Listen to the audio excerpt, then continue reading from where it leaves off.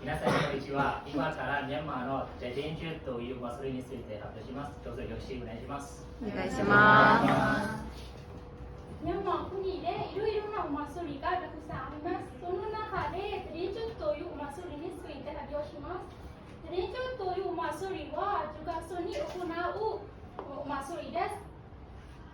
ボタンの人たち、プギオンの人たちは仏に光をする日です。そのお祭りはブダはタカンから地界に戻ったことを祝います。ブダはタンから人間の世界に帰ってきと言われています。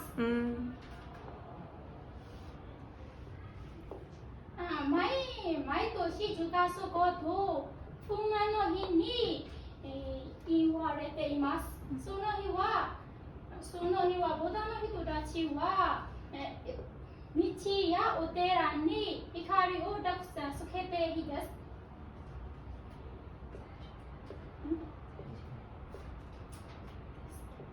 子供たちはお年寄りや先生たちにプレゼントをあげたり、あやましたりするから、お年寄りは子供たちに褒めたり、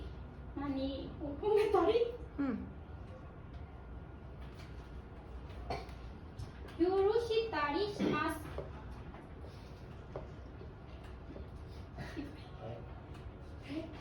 夜になったら特別なお菓子を食べたり、ゲームをしたり、楽しみ過ごしました。私もこのお祭りに参加することは大好きです。今は私は両親と友達と過ごした日も思い出します。これで発表終わります。